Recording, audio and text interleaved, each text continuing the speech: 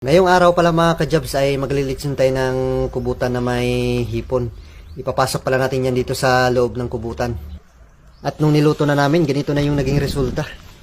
Pwede pala itong gawin sa kubutan mga ka-jobs. Ito yung unang beses na naglitson kami ng kubutan na may hipon. So tara, kain po. Lilitsunin na pala natin mga ka-jobs yung malaking kubutan na ating napana. At yung mga ricado natin, kumpleto na. At yung hipon natin, nakaready na. Maglalaga pala tayo mamaya mga ka-jobs ng talbos ng kamote, tsaka okra. Tatanggalin pala natin yung talukap sa likod ng kubutan mga ka-jobs dahil hindi yan masarap. At nung natapos na, tutuhugin na natin mga ka-jobs sa kawayan. Kailangan matulis yung dulo para tumagos dun sa kabila. Ipapasok na rin pala natin yung mga hipon hanggang sa maubos natin lahat mga ka-jobs. Titimplahan na rin natin ng asin. Kunti lang yung ilalagay natin para hindi masyadong maalat. Ipapasok na rin pala natin mga ka-jobs yung ating mga ricado kagaya ng sibuyas, mga hiniwang kamatis, tsaka bawang. Di makukumplito yung ating litson kapag wala yan.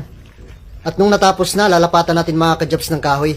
Tapos tatalian natin ng alambre yung magkabilang dulo para hindi yan gagalaw kapag inikot na natin mamaya.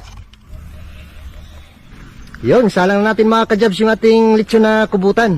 Ito yung unang beses mga ka-jobs na naglitson kami ng kubutan na may hipon. At habang iniikot yung ating lechon, maglalaga na rin tayo mga ka-jobs ng talbos ng kamote.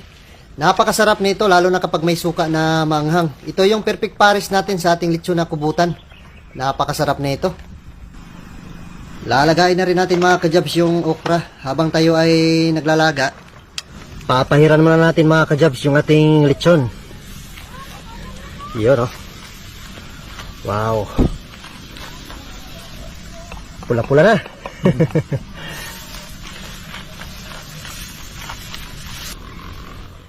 Yon, luto na mga ka-jobs yung ating lechon na kubutan. Lutong-luto na yung ating hipon. You know?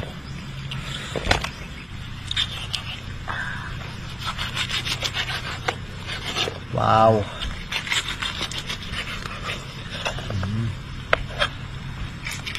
Miyani eh.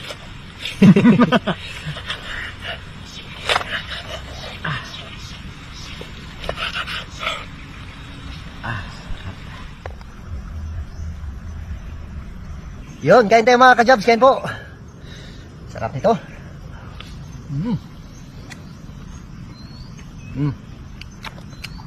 Gulay, talbos. Saw-saw dito sa suka.